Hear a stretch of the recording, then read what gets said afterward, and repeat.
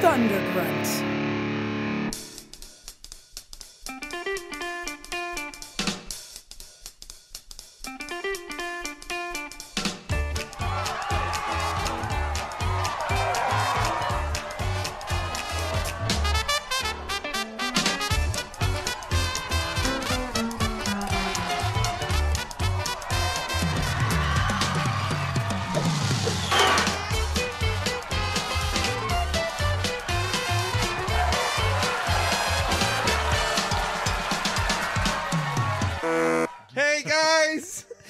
Hey, Bob. Hey, Bob. Hey, introduce yourselves and give me your Twitter handles. I am Jimmy George. I am a script consultant and screenwriter, and my Twitter is @JimmyRGeorge. I am Jamie Nash, screenwriter. I am @Jamie_Nash on the Twitter box. And I'm Bob Rose. I'm @ThundergruntBob, which is the most creative name possible. Yes, dude. Wow. Yeah, and today we're going to talk about a movie that I feel like Jamie was the most jazzed for. Yeah. Yeah.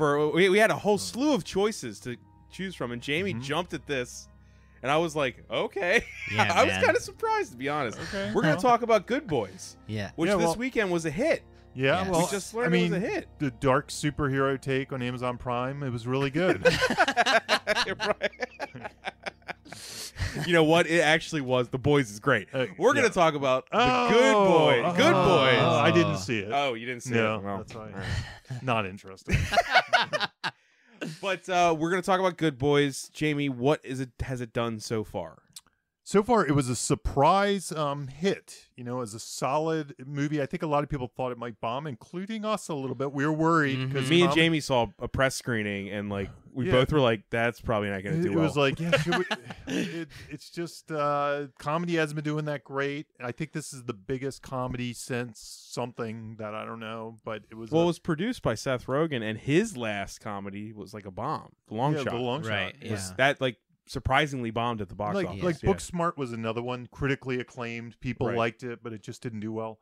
But this movie actually finished #1. It's right now at 23 million. It finished its first weekend at something like 21 million. So it's For off a and tiny running. movie. That's Yeah. Yeah, for a small good, right? movie. Inevitable sequel coming. I don't know if I know what the budget is, but my guess is it's probably at 20 million. that's what something Hollywood. like that. That's what they do now. Yeah. Because they don't take the team from the movie and make another movie. Right. They just make, like, why is there 2 Neighbors movies? Yeah, I know. Right. Like, Even I though like actually Neighbors. like them both. I like them. I don't hate them, but it's like Neighbors 2 should have just been a different movie with the same people. team. Yeah. It shouldn't have been Neighbors 2. Right, or like Horrible Bosses 2. Yeah. Why? Yeah. Just take the same team. Or Okay. Halloween 3. I don't know. Right. Yeah, Well- the budget was 20 million, by the way. So, it's already off and into profit, territory or whatever you want to say. Not Yeah, really. we walked out of the press screening and we both really enjoyed it, but we were like it was like a dire feeling of I don't think people are going to pick up on this. How did people did it play well with the press screening? It did okay. It wasn't like as much as I was laughing at this movie, which I thought was really funny. It kind of had. I think people were wondering if they were allowed to laugh, or there was a weird kind of vibe like an there. inappropriateness to it, I guess. There were certain people I was sitting next to that were laughing like at everything really hard. Not me. Not you, not you. Yeah, right. But like the guy just to the left of me was like he was Yeah, really yeah. loving the movie. Yeah. So there were certain pockets of people that were loving it, and then other people I think that were just a little. They hadn't seen a movie like this in a while or something, and they were like, "Am I allowed to?" They were looking around like, "Man, I don't know what." No. But yeah, it was. So I'd say it definitely had a good reception, but Okay.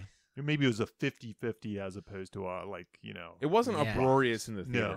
No. Yeah, So- same for me. It Yeah. was kind of like me and one other guy. We were laughing at everything. Yeah, like, you were the I guy was the to my guy left. to your Yeah, left.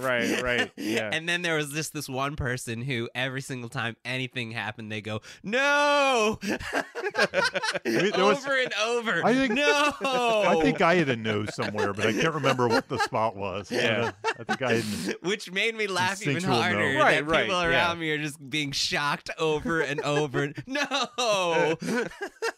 Which in the end, in retrospect, if I think about it, it's not even that shocking of a movie.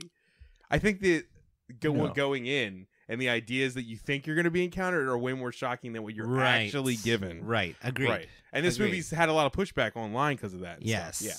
But that's also one of the reasons I thought it wouldn't do well. But we were wrong. Yeah, you were wrong. It's Yeah, really we were surprising wrong. sometimes what ends up being the hits. Right. Yeah. Yeah, I just, I was jazzed for this one. It seemed funny. I like comedies, but I also like, original movie, original comedy.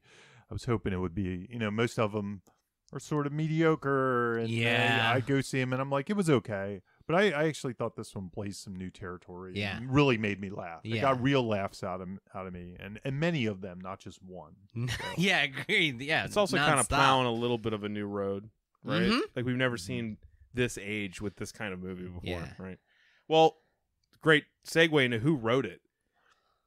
Yeah, so the writers are Gene Stupnitsky and Lee Eisenberg. And the two, Gene actually directed, but apparently Okay. they both They directed. co-directed. co-directed. It's one of these DGA And they took one situation credit. scenarios. The The Coen Coen brothers. thing. Right. Okay. Yeah. They're the Office guys, right? They've done The Office. Let me take a quick look. I'll give you a rundown. Mainly television stuff. At one point, they Um, were writing, before Paul Feig, they were writing the next Ghostbusters movie, and that didn't happen. That makes sense because I Yeah. found out from listening I found a podcast last minute with them. And one of the two of them, I can't remember which one is which, was Harold Ramis's nanny. Oh, wow. So Really? the Okay. comedy in dealing with kids, he was specifically inspired at points by Harold Ramis's kids. That's amazing. Yeah, they just to give you a Okay. quick rundown, like they have a Helps. lot of Helps get television, you somewhere. starting with The Office. Then they were executive producers on Bad Teacher, the movie. I thought they wrote Let me Bad see. Teacher. I'm looking at their produce credit. So Bad Teacher, they wrote. Yeah. Stephen Merchant, Hello Ladies live video documentary. I They wrote love Hello Ladies. That was a great I've show. never- a I've show seen called it. Trophy Wife, Bad Teacher, the television series. Oh, wow. Hello Ladies. That was a TV show. It was. I It didn't was. even know Jesus. that. It- Okay. I think it lasted one full season. Okay. Hello Ladies, Gorgeous Morons, some movie I've never heard of. The Good Boys, and then Bad Teacher 2 has been announced. Okay. So mainly The Office and then Bad Teacher. They were like the two things. Yeah, I mean, think The that- Office is plenty. Yep. Yeah, Yeah. it's a show that they're pretty much iconic just for that. Yeah. That's all you really need, right? I just remember them from the Ghostbusters stuff. That was like huge Okay. for a while. Gotcha. Office guys So writing that makes Ghostbusters. sense, yeah. That was like the huge announcement for a long time. And then- On the podcast, they talked about how, and I'll have to send this to you guys. They talked about how Ivan Reitman would come to set for The Office to like the writers' room and kind of give them like comedy seminars and Oh, tips wow. and stuff. So Really? the fact that Oh. Ivan Reitman was involved in their learning, and then we find out that one of Well, them that's- was Harold that's Ramis's probably how nanny, that- that met the Ghostbusters connection. it's Totally. so obvious Yeah. at that point. Right. Yeah. Right. Yeah. Yeah, Yeah. That's awesome. it is awesome. Yeah. Yeah. And But now- their script never got even. No, but now Ghostbusters is going to be starring middle school kids, so maybe they call them back. Maybe they will. The Good Boys. For a rewrite. Yeah. Good Boys. But they- with they Good don't Boys meets full-time back. Ghostbusters. That's not on their IMDb though, right? Like No. they don't think they have any involvement in They the do. I assume not. in Ghostbusters 3. It's hard to even figure out what we're talking about anymore. The non-reboot sequel one, right? Ghostbusters 2020. right. Yeah. A lot of people called this movie like the tween Superbad. Do you guys think there's any weight to that? I think there is with I like think the there's goal. some plot. Yeah, The plot wise? because Yes. it's similar. Like, let's get alcohol, and this one is let's learn to kiss before the party. It kind of comes. There's a party It hits that they gotta it get hits to. some of those beats. thing. Yeah. And it's three guys. You know, so It's three guys. it's Yeah. Seth it's a- Rogen produced this. it's a It's quest. like, Yeah. It's a quest. There's a It's an Odyssey movie. sneaking Yeah. beer scene. Yeah, I mean, there's some similarities. Yeah. for Yeah, sure. once they got to the convenience store, I was like, okay, I can see the comparisons. Yeah. I, Yeah. I was thinking Yeah. middle school's kind of having its moment. It's like we had 8th grade. Did you see 8th grade? I Bo did. Yeah, Burnham? loved 8th grade. 8th grade, yes. the more Sundancey take on this material, the true life version, the less jokey That's joke. what this is. That's what It that is. hits much deeper notes. A deeper note. Not really laugh out loud. It's not funny. a guffaw comedy, but it's funny. Yeah, it's funny. Yeah. It's funny in a Welcome to the Dollhouse sort of way. Okay. It's a or good something. comparison. Yeah. Yeah. And then Really sweet movie. Pen 15, did you watch Some that on people Hulu? shared that with me when I was talking about Pen 15's very much like it has a similar vibe. It's not as excessively funny, like it doesn't have the typical jokes. It's a little darker because it's two like adults playing the middle school Right. kids. But And that's they look Lonely like, Island's involved in that. I don't know. Is Lonely Right. Island involved? Yeah. I watched the whole first season. It's interesting. It's a very interesting show. It is kind of dark, and it takes this to a different level because they're adults playing it, so they can do other things. Oh, okay. It's weird. The 2 stars of that are adults, but the rest of the cast are kids, so it has this weird vibe. That is it's weird. definitely a weird vibe. That's really weird.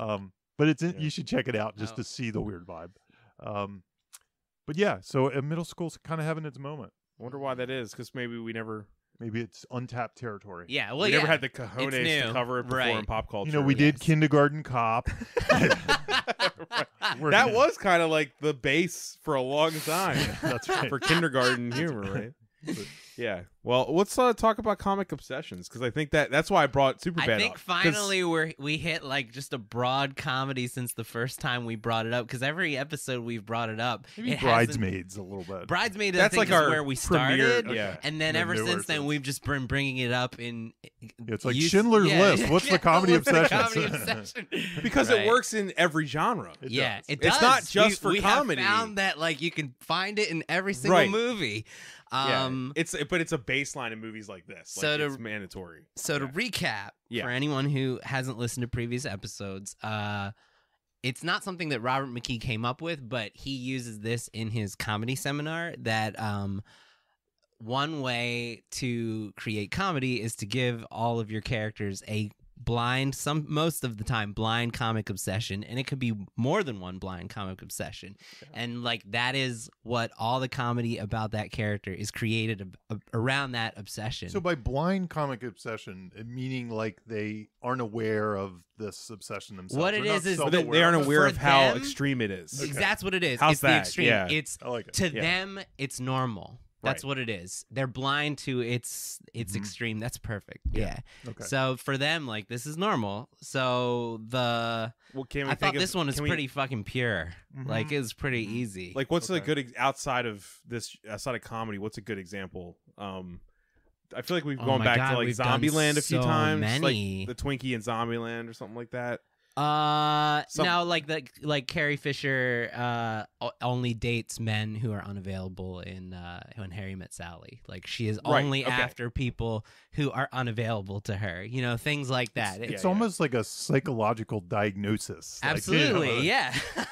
like we'd bring Dr. Phil out and he'd say, You- you're obsessed with innocence, or I don't know, something, whatever he'd say. Well, it really is also often seems reserved for like the side characters too, because they're more one dimensional. Yeah. Like and in the mid- obsession defines them. That's it. Yeah, Yeah, and like, it's that's a what it is. really pure, easy way to To- create scenarios for comedy. Yeah. So in this one, I mean, they were really easy. Like Max is obsessed with kissing Brixley. Like Right. the main character, Max. Like he even says, like she isn't just some girl. We're probably gonna get married. You know, like Yeah, right. like that's ridiculous. Yeah. But to him, like it's normal. Like this is he's. I was even, and I wonder if specifying it is probably better. I was my broad take, and I was struggling a little with Max because I went broad, was like obsessed with being an adult or being ahead of his years or mature. Maturity. And I think you I could think add that. maturity, I think it yes. could be Yeah. another one. I think the There's- specificity is really valuable because the more specific you get, kind of the more funny you It's can funny, yeah, Yeah. like with the anal beads and the get. Yeah, exactly. Yeah. but because originally what I was gonna say for him was girls, but when I watched it again, it's Brixley. Like he's all about Brixley. Like I think maturity is the Maturity best, is- the best yeah. thing to say for him. you 'Cause guys he's- don't understand. I Cause- want to rub on trees.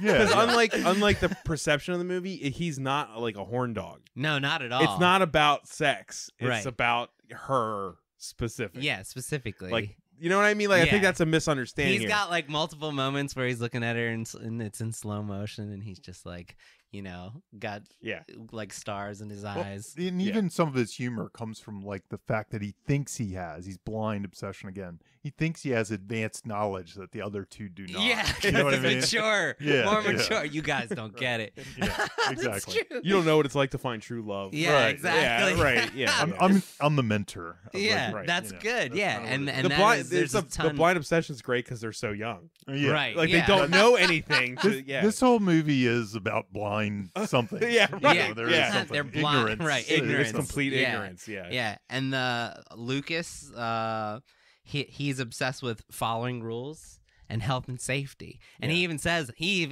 actually says, "I'm obsessed with rules." Like Right, that's yeah. a line he says. Yeah. And the story just throws him into one scenario after You could another. you can that almost plays off boil the it down comedy. to just he's obsessed with the truth.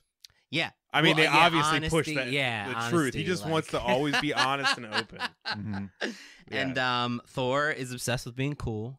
Yeah. And like it's just so easy and so pure, like every situation. He's like, I'm an alcoholic. Yeah. Like, Yeah, right.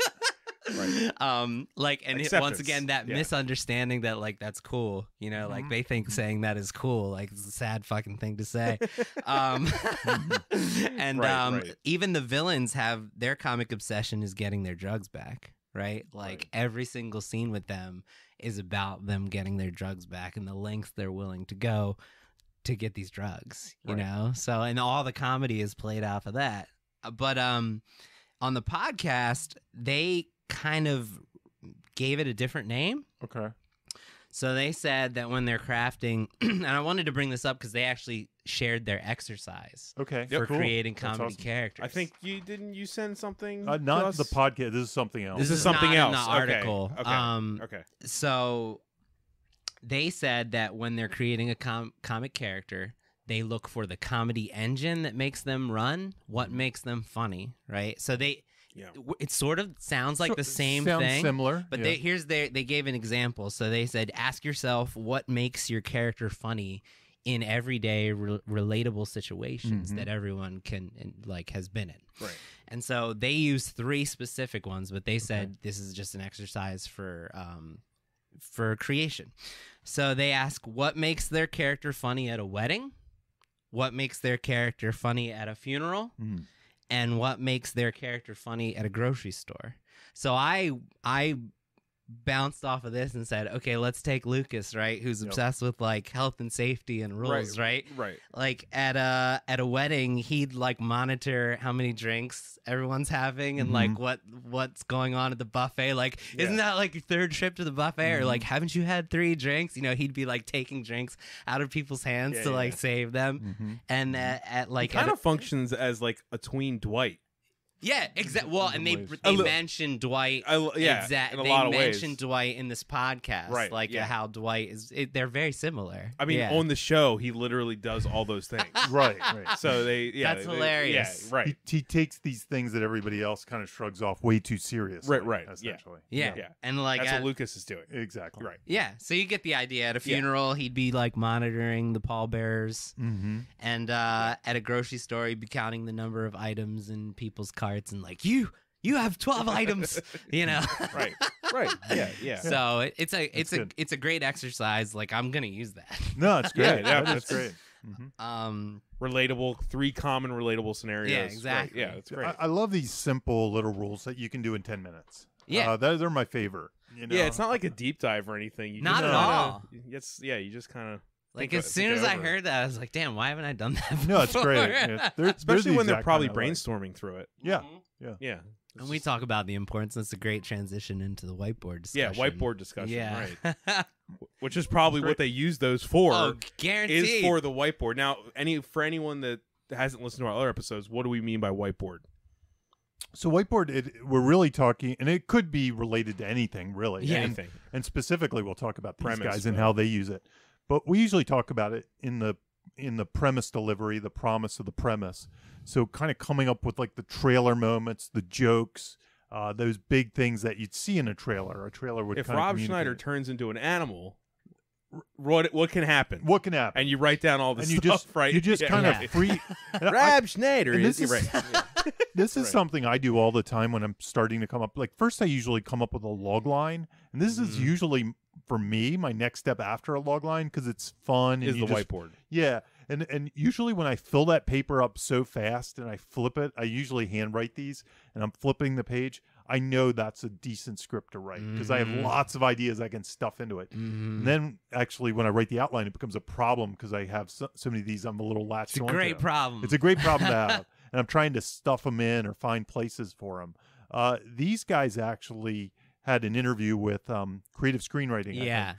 And they basically said the same thing. They said one of the first things they do around the time of an outline is they write 50 of anything, was their quote, I think. I love Yeah. that part Yeah. of that. I think I said that to you guys too. 50 Yeah. of anything. And Right, yeah. I do this too, but I have to say I don't come up with dialogue as often as I come up with the other stuff. It's just not where my brain More thinks. ideas than dialogue. Yeah. right? Yeah. But they said they put jokes, if you have a funny character, Yep. if you have an interesting location, come up with 50 of anything. Yep. Just write it down before you kind of get to the outline phase. And then you can always circle back too. Right. But I find this useful anytime you get stuck is the same whiteboard game. Like if you're like, well, who could my character be? Come up with 50 characters that it could be. All the possible. It frees yourself to fill a page as opposed to like constantly your critic being on. Yeah. Whereas this is just kind of free writing. It's, Yeah, it's free association. It's fun. So anytime you get stuck with anything, like what could my catalyst be? Just write 50 of them. Yeah, 50 based on the catalysts. log, based on the idea. Yeah. Now, what they're specifically saying, you could be writing plot points like catalysts and midpoints. Like you could put that in your 50 of anything. It's anything. So put 50 of Yeah. anything. Comic obsessions, Endings. endings, Endings. characters. I like that 50 anything. of anything. Yeah, 50 of anything. I like the idea. It's another shortcut.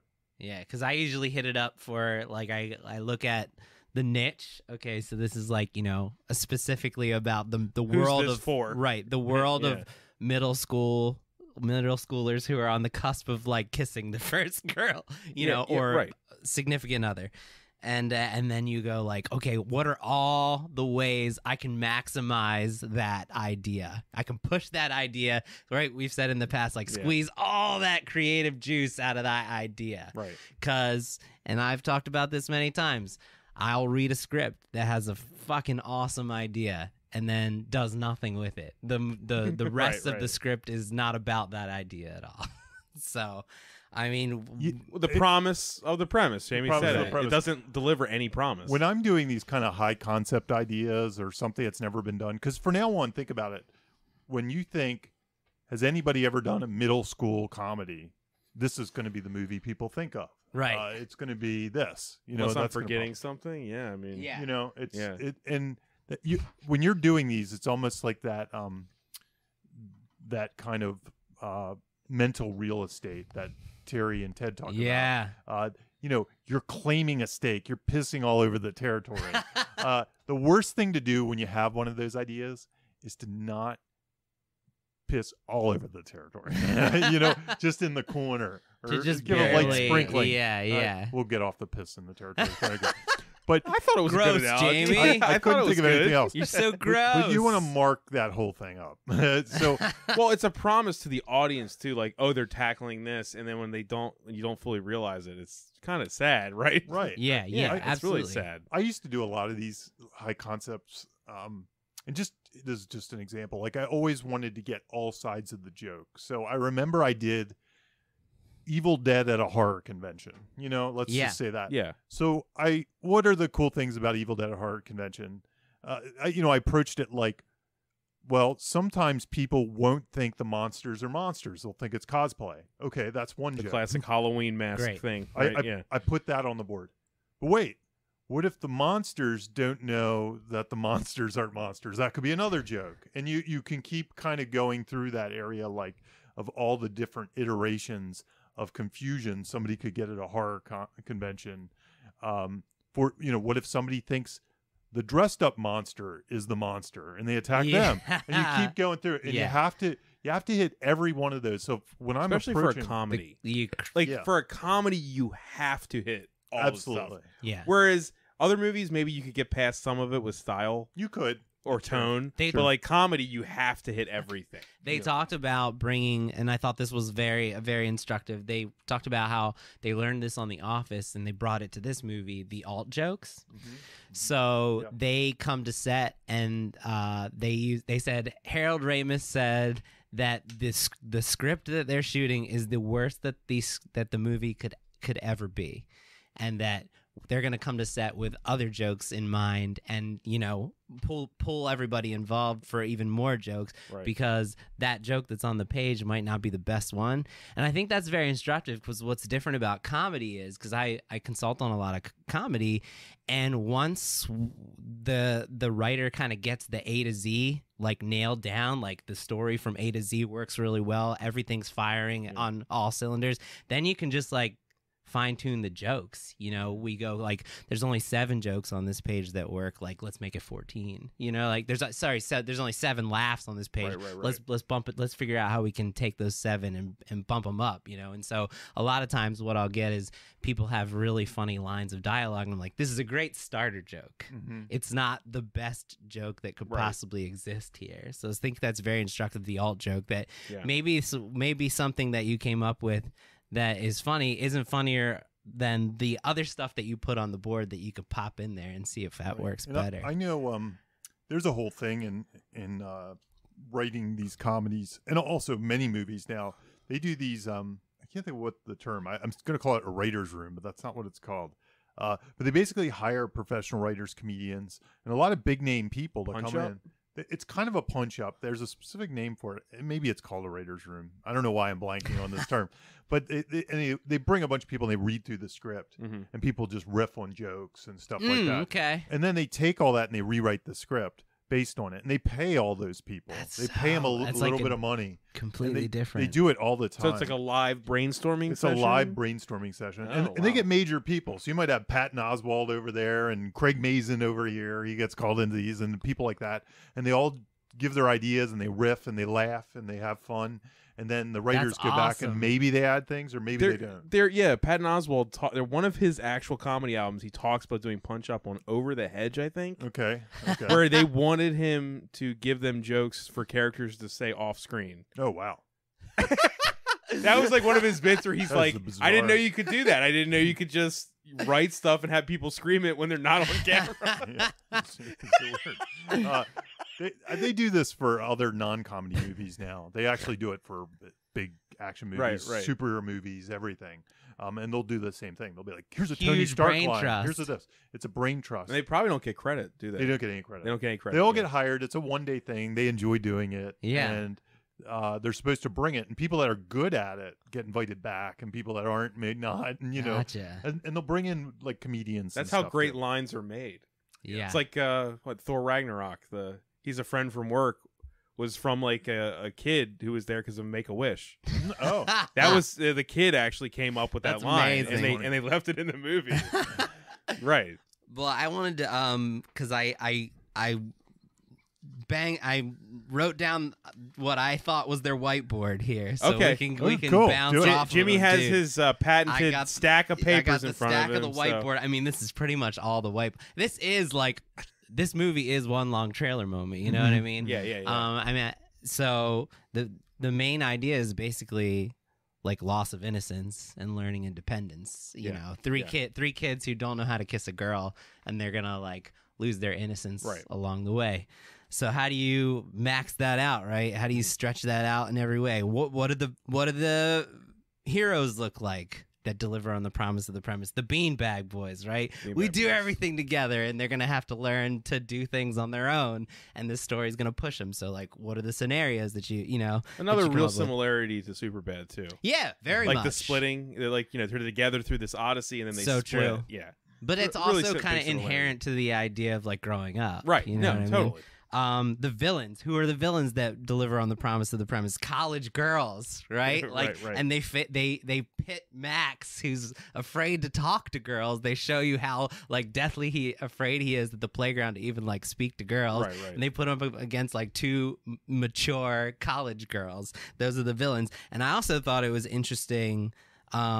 Like we've talked about the circus mirror, like in the past, and how these two With friends, us. yeah, Yeah, like that's what we talked about with us. Yeah. how these two girls are kind of like the worst case scenario for the Beanbag Boys. Like they're kind of lame college girls. They're like spending an entire day chasing down little kids like together just to do drugs. There's an air of patheticness to them. Yeah. Right. And they're like, if you they don't even seem that invested in their mission, which is also kind of weird.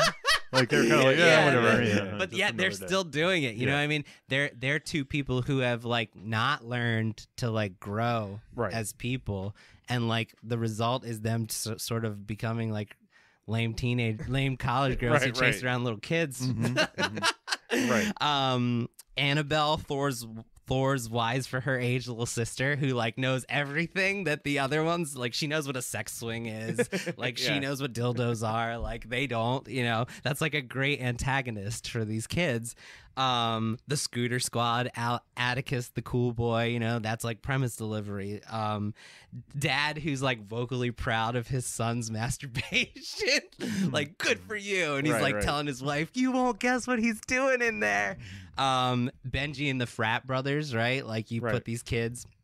So that's just in the premise delivery, and like the set pieces. I mean, damn, ditching school for the first time, watching porn for the first time, learning to kiss on a CPR doll, on a sex doll they think is a CPR, that is CPR doll. Right. Yeah. It's sticky. Why is there hair in her mouth? Right. Yeah.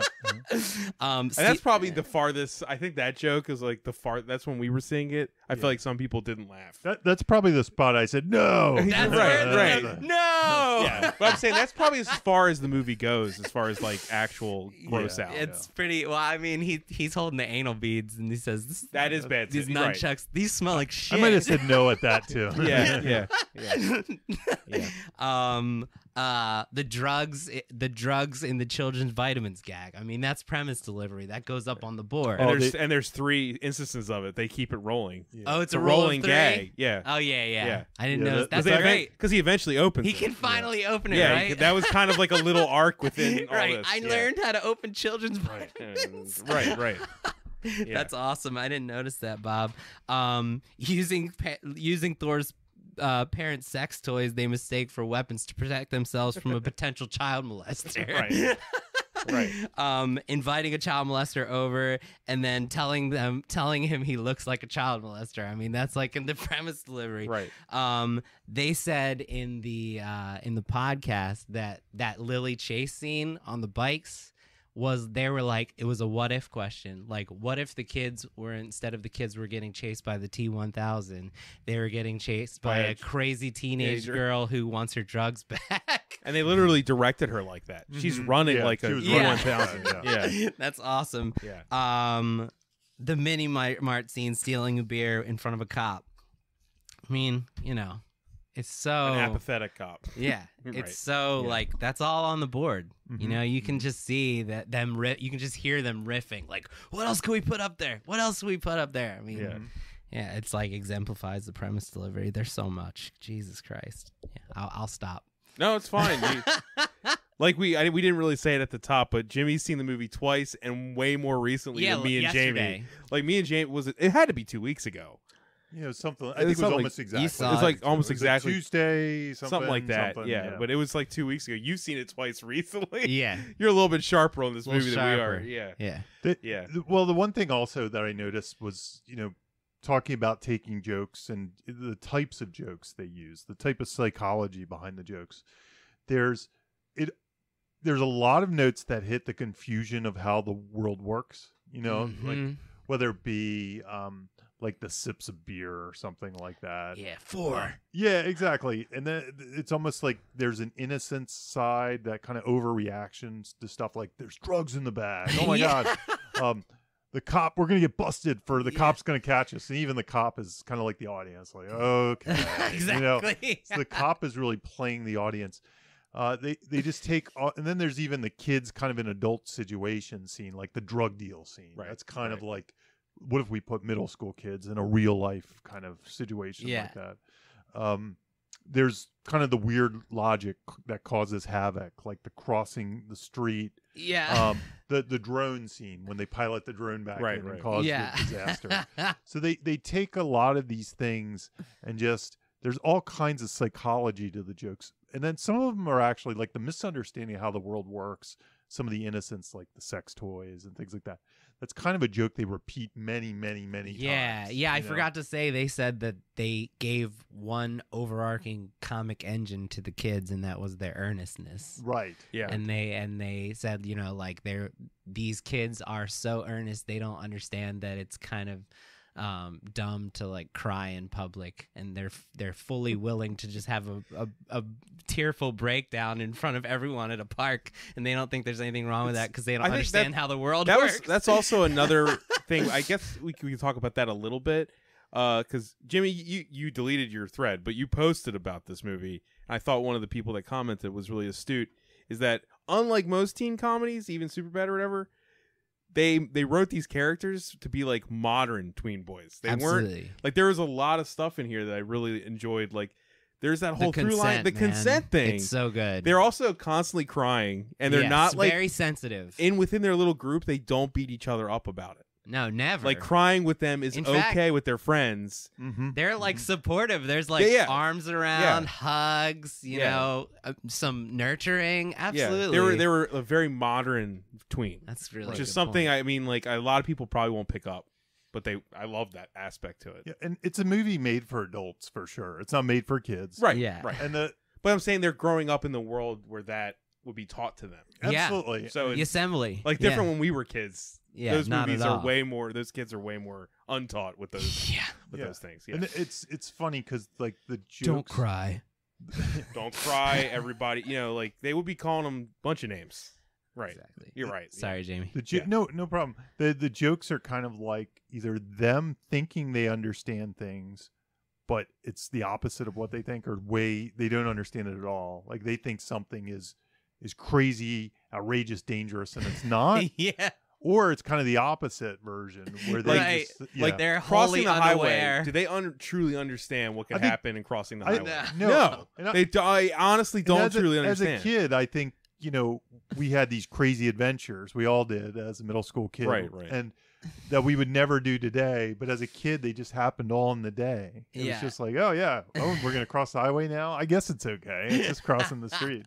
And it's an adventure. And when you think back on it, you're like, yeah, that probably shouldn't have happened. Yeah, I'm lucky. I still have both of my legs. You know, like those types They're of lucky they didn't memories. kill Yeah, anyone. yeah, Right. Like literally, they Yeah. could have killed other people too. yeah. That's true. Yeah. For me, that was actually the most like gnarly thing in the movie where I was actually cringing. Like, oh, Like I know they're not going to kill the kids. I Yeah. know that, but I was actually. That's when I was like, no, that was my Yeah. no. No. Right.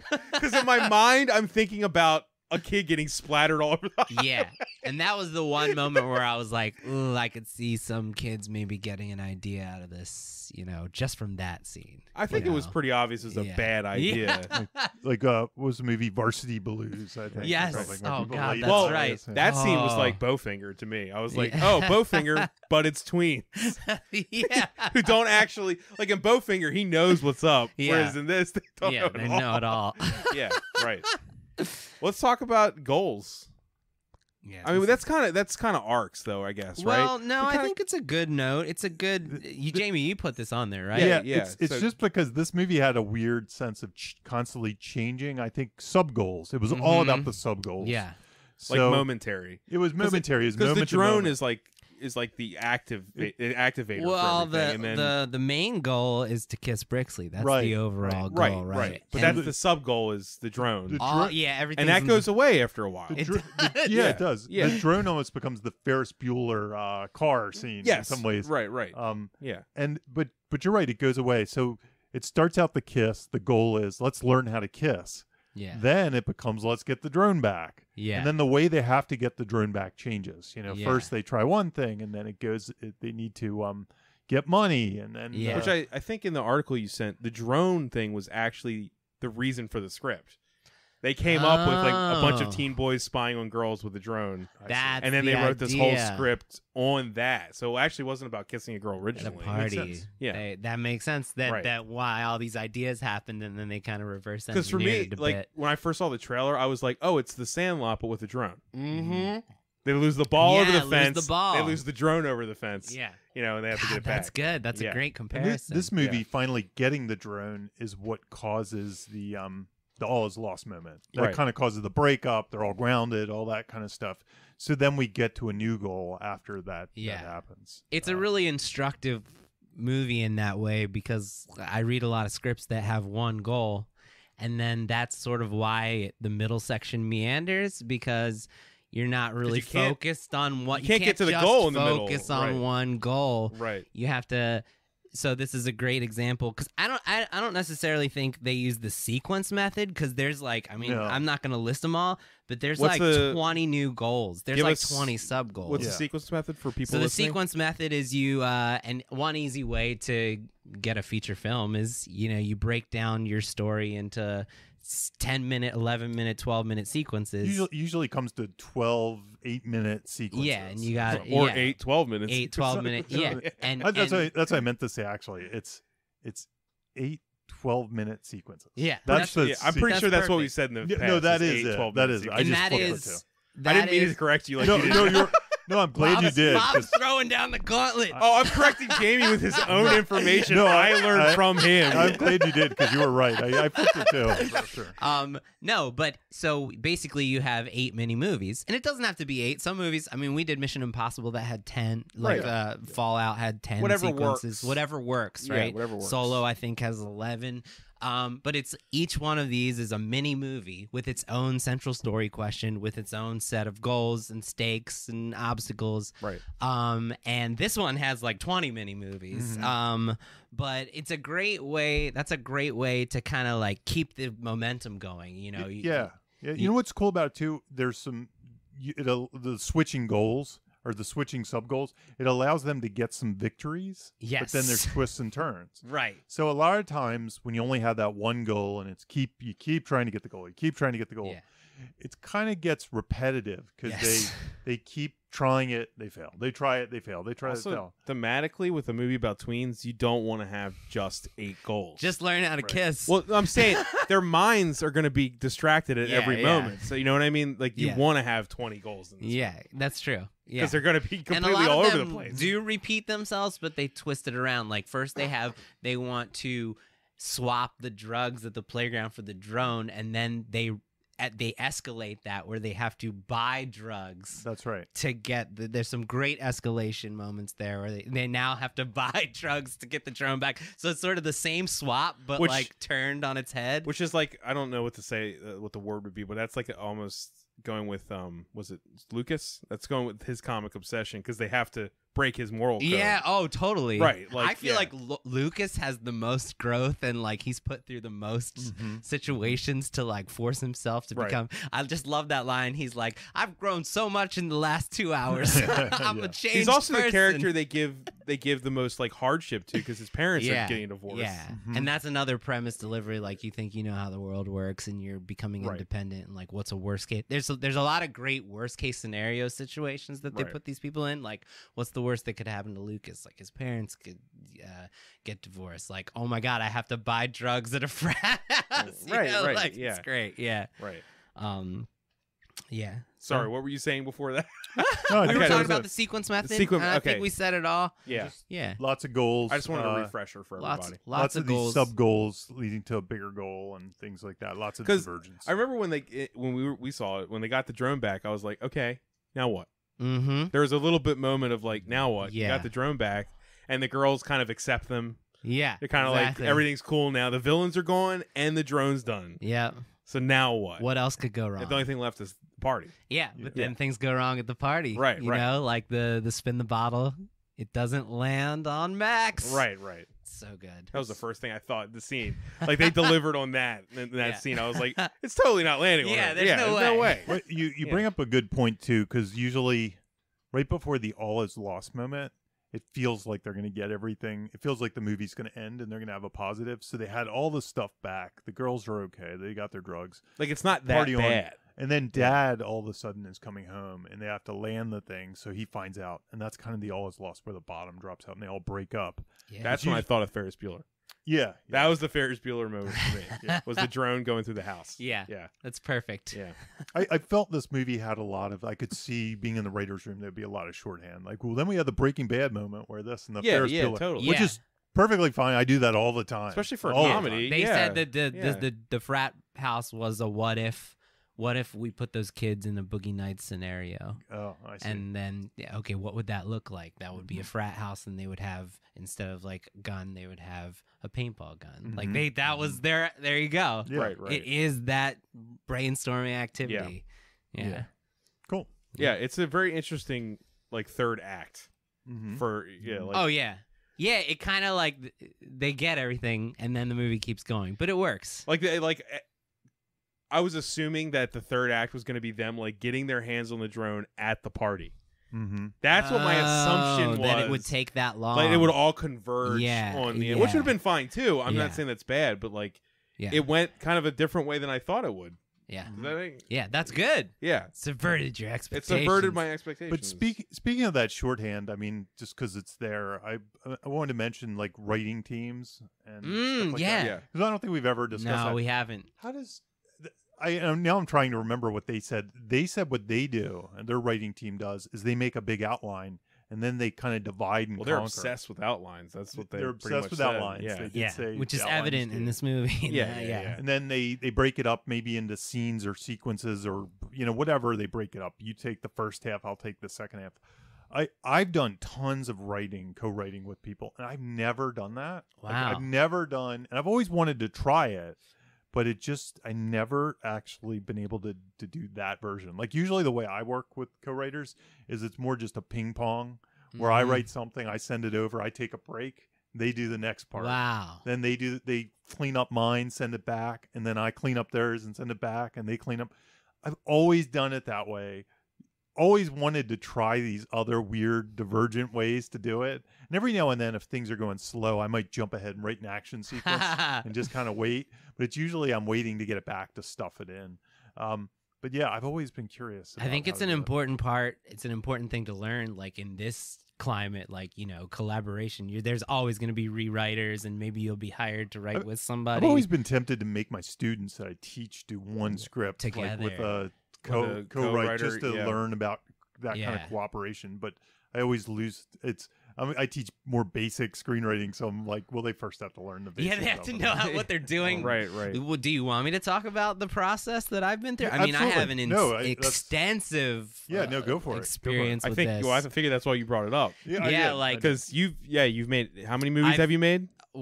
We've made 7 features, and All co-written. all co-written, Right. And I've written 18 scripts with Chris. Okay.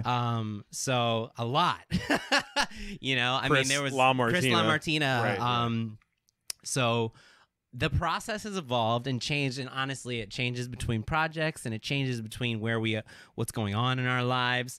But we have sort of 2 classic ways of attacking co-writing. The first thing is always the same, and that is we've done this from the very start, sort of building off of what we just talked about, the premise delivery and the whiteboard. We are not together during the whiteboarding process. We actually create what we call our idea books, and it is the whiteboard, right? So we will come up with the log line, and maybe we have the main character and kind of like the main things that we've talked about, just the core elements, the overall goal and the main villain, things like that. The why here, the why now. But then we just literally fill like 50 pages full of all the possible things that we would want in this movie that Right, deliver on the right. promise of the premise. Yeah. The set pieces, the goals, the dialogue, random lines like, I don't know who Molly is, but she's not with us, Right, Like, right. Yeah, we'll yeah, make 5 pages of random lines like that. The characters, the side characters, the bit parts, the bit antagonist parts, the obstacles, all the various things that would deliver on the promise of the premise. And then we trade. And he gets my idea book, and I get his idea book, and we cross things out like, fuck no. Like, hell no. Like, this is great, but let's do this instead. And we make notes, and then we bring those notes together, the positives so we both have heard everything that we possibly would want in this movie. Right. And then we make an outline together, and we sit down and we break it. Right, scene by scene. This is what's going to happen, and how to incorporate all those ideas that we just said we both mutually agreed upon, and put them into the story. And then we go 2 possible ways. First is, if one person really has their fingers on the pulse of this story, they'll just do the first draft on their own, complete, start to finish, fade in to fade out. And then we trade. They'll give it to the other person, and then that person will do a page 1 rewrite based on that. And then the third draft is kind of like a mutual polish back and forth. We start going back and forth once we get to the third draft. The other way, and we've written like 8 scripts this way, and I love this way, is we each take a sequence. We break it down by sequences. So we have 8 sequences, and we're like, which 4 do you want to do? That's what I would have assumed first. Yeah. That way. So you basically get somebody's voice kind of at the forefront for 10 minutes for that section of the movie. Yeah. And then you trade off, and then the next person does the next 10 pages. And so basically we're like, okay, we have A, B, we call them A, I think it's A through H is 8. Okay, I got A done. Now it's your turn to do B. Okay, now it's your turn to do C. And so that has worked very well for us. We banged out 4 screenplays in a year that way. Yeah, I would think that would be the most efficient because there's parallel effort going. Yeah, exactly. So one person's doing. It also seems cleaner. It's way cleaner. Yeah. Yeah. So I've always wanted to try that way, but never have.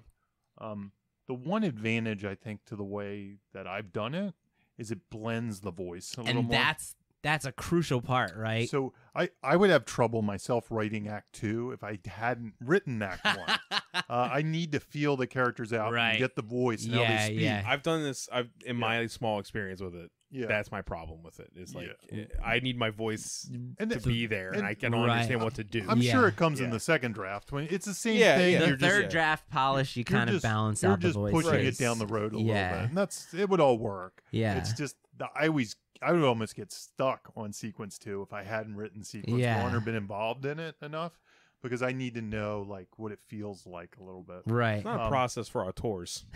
No. It's not at all. I know. It's Yeah. not. I'll be honest. I think the reason I have gravitated toward the method I do more, because I've always wanted to try that, is because I'm usually doing 10 projects at once. So for me, it's nice to do 10 pages, throw it over the wall, and say I got 2 weeks. I'm going to do the other thing. Yeah. And then come back and then rewrite that. Right. Yeah. So I think that's the advantage. When you're a different person. Yeah. 2 weeks later. Yeah, it really is. And then Yeah. I usually have to start at the beginning again and be like, now I have to remember.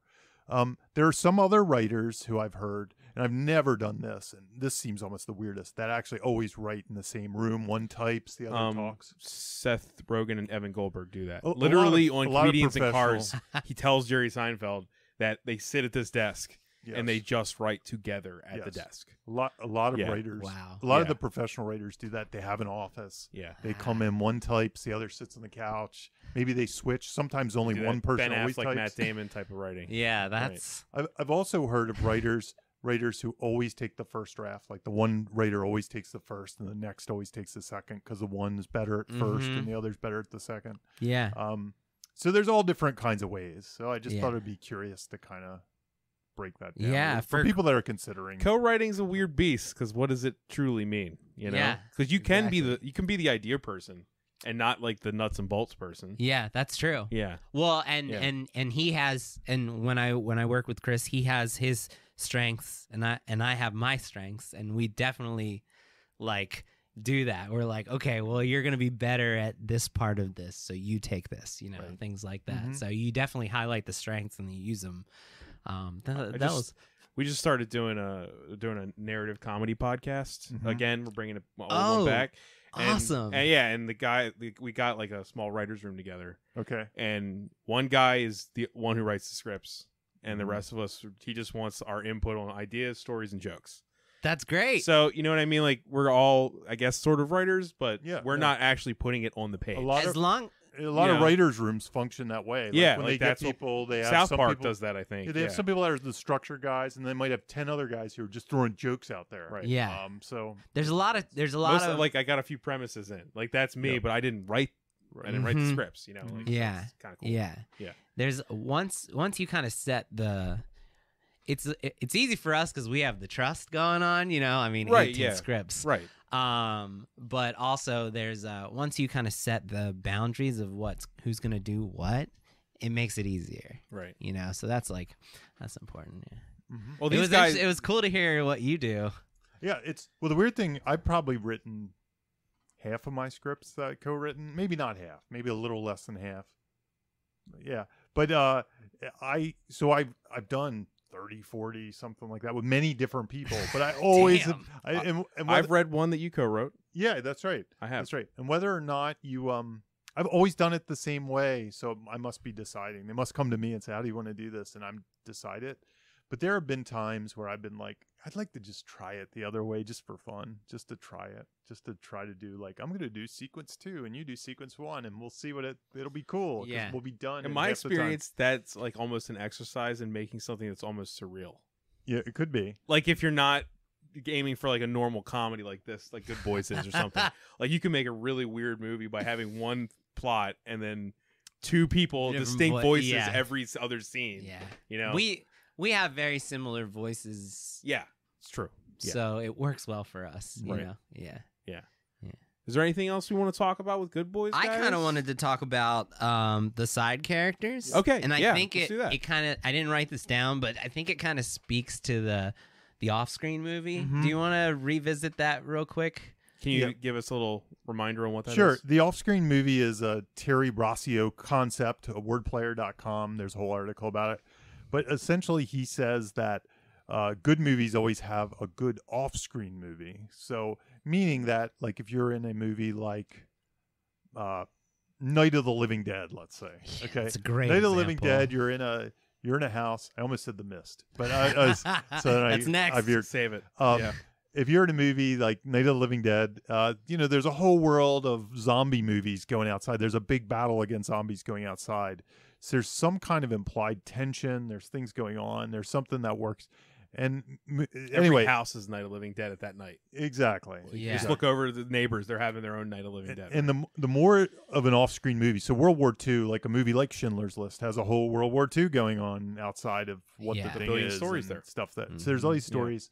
There's just some magic that happens, that there's a big off-screen movie that happens at the same time your movie's going on. Yeah. I kept thinking about the off-screen movie while watching this movie, and I think that's because they really took the time to give texture to each of the side characters in the moment. Like they weren't like, let's give the side characters their own side arc. They were like, we're in this scene, how can we make it funnier? Let's give texture to the shit! to the situation. I just knocked over Yeah. a cup of water. This is a first. This is a first. Jimmy knocked over some water. It's a comedy. Yeah. This will be the last podcast. Yeah. It's over, guys. We had harmony for so long. Thanks, Jamie. Silence. Keep talking. I'll. The So off-screen movie of this unprofessional. podcast. So There's the a fire. off-screen movie of this podcast Get the is extinguisher. like I just knocked over a cup of water into a pile of live wires. Yeah. It's fine. Keep going. Okay. I'll take care of it. Okay. So Lucas' parents are getting a divorce, and they're comedically having this banter back and forth while they're trying to console their son. You know, there's this whole off-screen movie going on about Lucas's parents and how they're like comedically like we're just growing apart, and we'll have two Taco Tuesdays. For Thor's parents, even though we don't get to know Thor's parents, every single situation that comes about that involves Thor's parents involve like adventurous sex. Right. Like they have sex toys. Did we ever meet Thor's parents? We don't meet Yeah, we Thor's did. We parents. don't meet Thor's parents. That's interesting choice. But the daughter, the younger sister, knows all about sex, right? And then they have this sex swing, like so. There's this idea that like Thor's parents must be these like sexually adventurous couple. You know, there's an off-screen movie there. All the stories everyone has about Atticus's dad, Atticus's parents, like everyone knows your dad got a DUI. Everyone knows Atticus's dad doesn't pay his taxes. Everyone knows your mom plagiarized your cookbook. You know, like there's this whole off-screen movie with Atticus's parents, and that's like in the construction, you know? That's like this extra little thing that makes all those little scenes funny. Claude, the card buyer who is like obviously lonely and then ends up buying a sex doll from a bunch of little kids. There's an off-screen movie with that guy for sure. The Just Let Me Go Home cop at the mini mart, you know, like he walks in the door and the guy's like, "How's it going today?" He's like, "I've had the worst day. Like I just, no matter what happens, I could get mugged right now and I'm not filling out any paperwork." And then why he's not taking these kids. Exactly. And then while it's happening, he calls his wife and he's like, "I've decided that we're not having kids," you know, like there's just, they took the time to give that guy his own off-screen movie going on, and it really adds texture to the situation and makes it funnier. Even though like Rock of Ages teacher, you know, the Rock of director. Ages, right? He's like, "I made my own tweaks," and like he's snorting coke in the background while he applauds the kid. That's a good one. I didn't even write that down. Benji the drug dealer, he's a shitty boyfriend, but he draws the line at selling drugs to kids. Like, he's like, you guys are 7. Soren's mom, she has one moment, but like it's a great moment where like she lets them into the party and she's like, "I don't want to know what is going on down there." You know, like you could just imagine her pacing upstairs, like drinking wine, like, "What the fuck did I do?"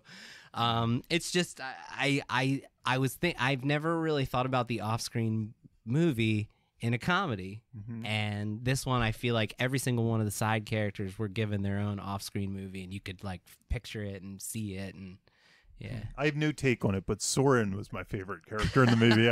That kid was awesome. Yeah, dog. Was that the cool kid? Yeah, the cool kid was like my favorite. Sorry, I've been cleaning up the spill, so if I have been asked, unusually silent. Well, it's all these wires. And I'm so shit. sorry. Oh, Bob. It's fine. No, it's funny. We've never had a on-air accident before, so it almost feels like this should be the April Fool's one, and we should do a whole shtick. Yeah, like there's other shit starts Alarms to happen. going on. Yeah, right. What is going on? Right. It's like Pop Star, you know? You ever see Pop Star, like the bees, right? Yeah. But that was the only thing I wanted to add about that. Yeah. Anything else Not we want to add? Not to throw water on all that. You got anything else, guys? I mean, like, I'm sorry, I'm cleaning up water. I'm dry. Yeah, right. Premise delivery of what if Jimmy spilled water all over the table while we were podcasting? There's the premise delivery. Our whiteboard. There you go, the Bob whiteboard. Bob's completely distracted. Yeah. If we have, what did we learn from Good Boys? Let's start, Jimmy. I think that right there. What did I learn? That you could apply the off-screen movie brainstorming idea technique to comedies, and it works just as well. Yeah, for me, when reflecting about it, the goal thing is a really cool thing in this one. I think this was one to study for that, you know, how all these little sub goals can be working towards an overall larger goal, and it really keeps it fresh and moving. And the pace and stuff like that as well. It never meanders for a second. Not at all. Yeah. Not at all. I've learned that we're gonna have a no glasses on the table rule from now on. Sippy cup. Sippy cup. Yeah, sippy cup, right? You gotta get a sippy cup. Sippy cups only now. I was gonna say what Jamie said. Sorry, Bob is completely discombobulated. I'm sorry. I'm sorry, It's Bob. fine. No, His it's okay. podcast empire has gone up in flames. I don't have much equipment here, guys. I'm just making sure it's okay. I think that's everything, though. Yeah. Good Boys. We didn't really say it, but we all really like this movie, right? I love this movie. Me too. Yeah, I really enjoyed this movie, like genuinely. It was we kind of, outside of the script, we kind of don't see movies as much in the theater like this anymore. Yes, agreed. Like, the one thing I'd like to say is that this would normally be a Netflix movie now. Yeah. And seeing it with people, no matter how weird our audience was about it, I genuinely love that experience. And to me, I don't understand people that don't want that anymore, from comedies especially. Yeah. You know what I mean? Yeah, there's Like, nothing like laughing with a theater full Yeah, of it's people. kinda- I'll be sad when this stops. When it dies. It's kind of weird that horror has taken off, which is similar in some ways. Yeah, Mhm. yeah. yeah. But comedy has gone down. It's Yeah. kind of strange that Because laughter's so palpably with other people. Yeah. Like I want more of this experience Yeah. more often now in my life because we grew up. The '90s was like comedy Oh my renaissance. gosh. Yeah. Like that was one of the reasons like I got into movies because I love going to the theater and laughing with Yeah, people. my most vivid experience in the theater is watching Something About Mary, and that was Right. the first time I ever experienced the theater just uproariously laughing for like an hour. Pretty and a much half. the Yeah. Fairly Brothers movies in the Yeah. '90s. Like yeah, every, like Yeah. those were the movies that Yeah. you like felt other people. It was like an energy. yeah, Yeah, like I'm just happy this isn't a Netflix movie. me too. Like I'm really happy, and if they're, if this leads to more, That would be awesome. I'd be really happy about Yeah. it. Yeah, like I think people are getting too used to watching this stuff at home alone Yeah. with maybe like your boyfriend or girlfriend or whatever. and it It's just makes like, you more cynical when you're like, you can like, you don't have you don't have that other. you don't see how jokes play yeah, and stuff. It's not television. It's Yeah. different. Yeah. yeah. That has nothing to do with the script. It's just something I wanted to say because Yeah. the industry is obviously struggling, as we said, with these movies. So it was just really nice to see this movie in the theater. So, Mhm. all right, good boys. Thanks for listening, guys. Yeah, Bye-bye. bye. You have just listened to Writers Blockbusters, a screenwriting podcast featuring two professionals and another guy. Available only on Thundergrunt.